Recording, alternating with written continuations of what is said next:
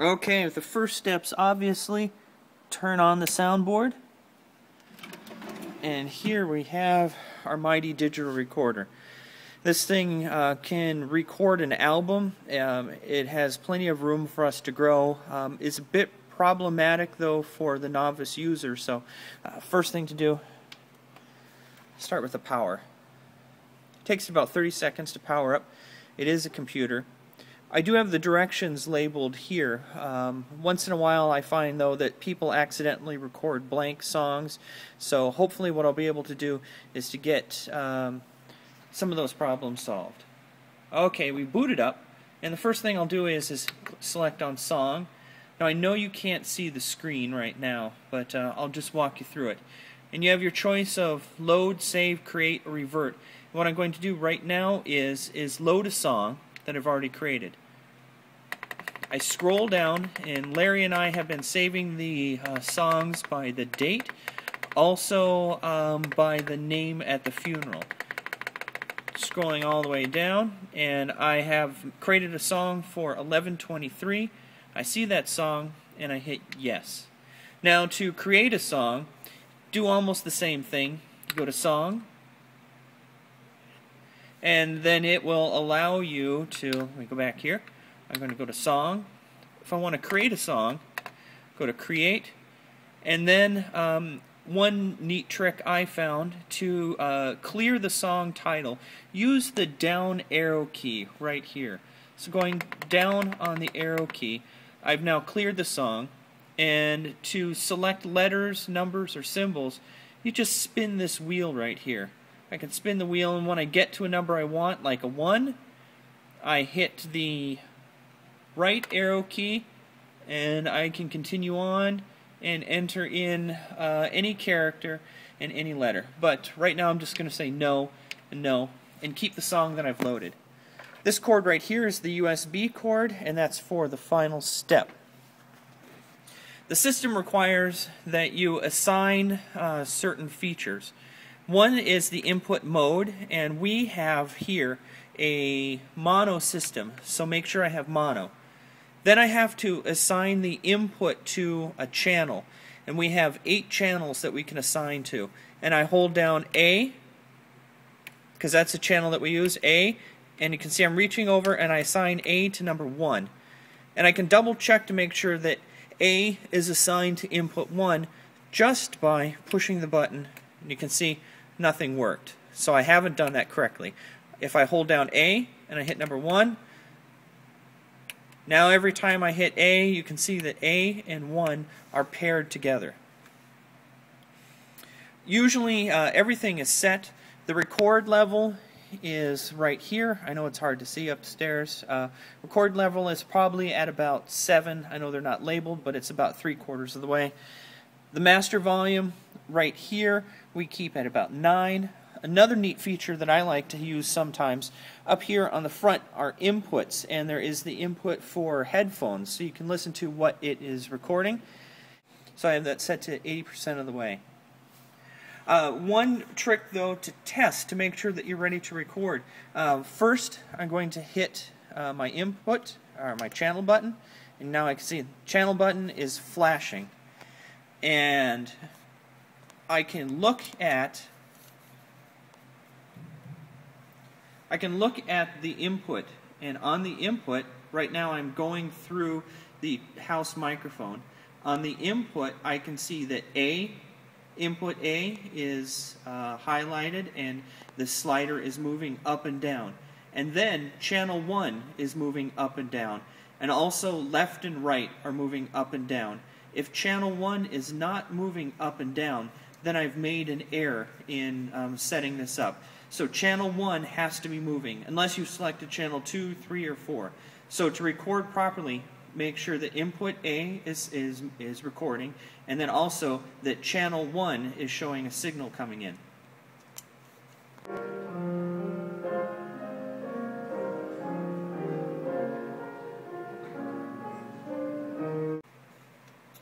Next step, I am all ready, and if I want to record, move down here, and this is just like the good old-fashioned play and record on a tape player. And to record, all I have to do is hit I have to hit play and record together. And I'm going to record a little bit of a sample. And right now I'm watching the sample, and input A is moving up and down. The 1 for that channel is moving up and down, and the left and right are moving up and down as I talk. When I'm done recording, all I have to do is hit stop. Now you can hit rewind, and that brings the counter on this device back, and I know unfortunately you can't see it right now. I can take the headphones, ta-da, headphones, plug them into the headphone jack. It's a little difficult with one hand. Plug those into the headphone jack. And now if I hit play, sorry about that, I can listen and find out if I have recorded. And listening right now, and I have definitely recorded. So that's what we do. In church, when the worship service starts, usually about 30 seconds before, during like the organ prelude, I will hit play and record. And that will take care of recording, and then when the worship service is all done, I hit stop. The most common problem I have found is I've gone back and listened to some of these tracks that are recorded, and I find out that somebody has recorded about an hour of blank. And that, I think, might be because we didn't get these inputs set correctly. So just to review, assign A, you know it's working when the red light is flashing. The input mode has to be set to mono. Make sure that there is enough input volume right here at about 7. Make sure that this channel is set about to 3/4 of the way, and the master, right now we have it set at number 9. Next step, I'll show you how to convert this song into a WAV file.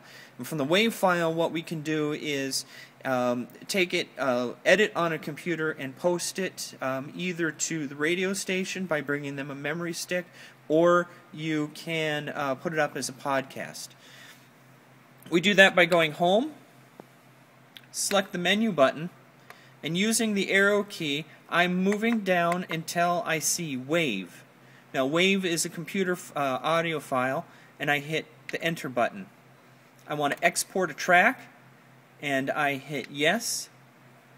Using the wheel, I click the wheel just a little bit so the track is check marked. I know you can't see that window, it's very frustrating. Then I just hit yes for enter, and now it is exporting the track. Oh, I'm sorry, no, it's not exporting the track. It wants me to hit enter again to execute. I hit enter again to execute. It says that there's a duplicate name, and really what it does is it saves the same name for all of these WAV files. I'm going to hit yes for I am sure, and now it's exporting the track. This is exporting about 15 seconds, so it shouldn't take too long. If you're exporting a worship service, it could take up to about 20 minutes. And here, that was complete. That's what we do, export WAV. Next, I'll show you how to get that WAV and put it on a computer and edit. I went and got the a new computer for the associate pastor, and I have this set up with all the software that we need. In this step, I'll highlight how to take the WAV file that we just created and move it from the digital recorder over to the laptop. And from the laptop, we can put it online, we can make CDs, we can do whatever we want. Looking here quickly, plugged in back, a good old-fashioned USB cable. The USB cable connects into the laptop, wherever USB connects. This one luckily has some on the right and the left sides. It's a brand new computer and it's ready to go. Then I come down here and look at the digital recorder, and it's still set up from exporting the track, and I will hit home, and that brings me right back to the home screen. Then I can select menu. On menu, I can use my arrows to scroll down, and I find it says USB. Click on USB, and it says connecting to USB. Are you sure? I hit the enter yes button to say I am sure. Right now it is storing the last little song that I was working on. Now we have connected. This new laptop is saying it's installing the device, and what it is doing is it is installing a new hard drive, an external hard drive. I've noticed that an error often pops up that says that we have to scan it. I've never had time to scan it, so I'm going to say continue without scanning. Then come over here to my computer, double click on it, and this hard drive is labeled DP-02 or F. I open it up, and they have folders, and I'm going to open up the one for Wave. And then by default, it saves everything as track 001. Now the next time you go to an export a Wave, it'll say there's already one of this name. It's because it saves everything as 001. So I do one export at a time, because the next time I export, it will give it track 001 as done by the digital recorder. So now what I can do is, it's a very simple move. All I have to do is drag from the digital recorder's hard drive onto the desktop, and it's going to copy it there, and voila, it's copied it. So you don't get that weird error about a duplicate file. You can delete. I delete that, say yes, and now I have taken a file off of the digital recorder and then moved it to this computer.